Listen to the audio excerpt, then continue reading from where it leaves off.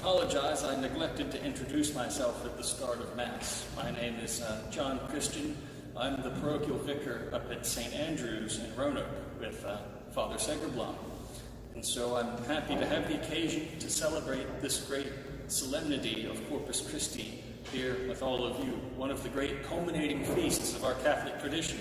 All of the series of feasts that we've had from the Easter season to now have all led to this moment that reminds us of what it's all truly about. From Holy Thursday, when we hear of the institution of the Lord's Supper, to this very weekend, this holy solemnity of Corpus Christi, that most precious body and blood of our Lord Jesus Christ. And it's something that really marks us Catholics as different from everybody else, even our fellow brothers and sisters in the Christian faith. For that is probably what separates us the greatest, is that we, in our faith, take that as a truth of the faith, that what is confected upon the altar in the holy sacrifice of the Mass is truly body, blood, soul, and divinity of our Lord Jesus Christ. And that's something that's hard. There's a reason we take it on faith. Faith isn't a simple thing. In order to have faith, we have to have trust, of course. And so our faith calls us to trust in God. And there is nothing, no person, isn't a single thing more trustworthy than truth itself, right? Than God himself, who is the truth, who is love. You know, in these turbulent times when between the coronavirus and riots and protests and contention abroad, contention in society, contention even in our own church, these are strange times. We feel kind of powerless in many ways to affect things. We can feel unheard. We can feel very uneasy and uncertain. But at the end of the day, as this feast reminds us, there is something that we can hold to in certainty, and that is the most holy body and blood of our Lord Jesus Christ. It reminds me of the famous dream of St. John Bosco. I'm sure many of you have read of it and had it described to you.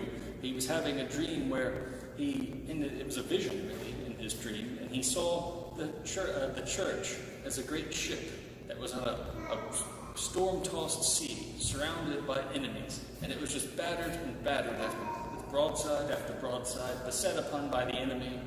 He saw, the figure in white guiding that great ship, and so the ship, as that image for the church, was beset on all sides, fighting for its existence, until it came to two great pillars standing in the midst of that turbulent sea.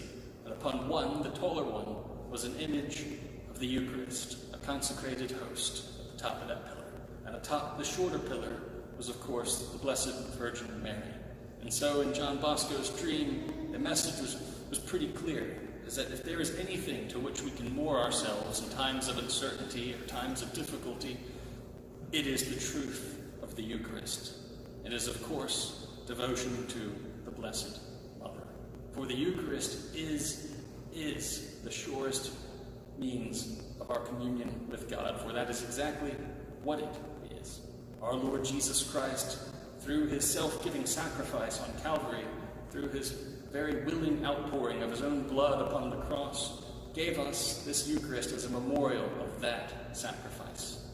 A sacrifice now offered in a bloodless way for our salvation.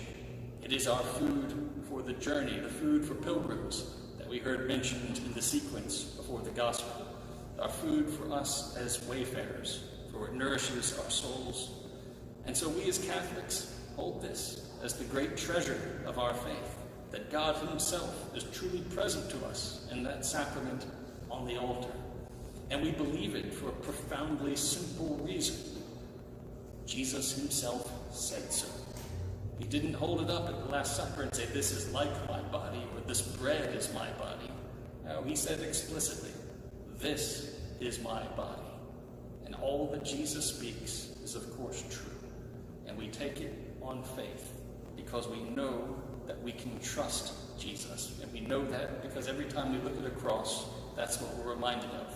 We see our Lord crucified out of love for us. He proved that love for us by pouring out his own lifeblood and giving us the memorial of that sacrifice. that through that sacrifice we are privileged to enjoy his abiding presence in the sacrament of the altar. For all that he speaks is indeed true. And so then the challenge for us as Catholics is we have to look deep inside and ask ourselves, can I say yes to that? And of course, probably can. You're in here. We're all here today to celebrate this great solemnity.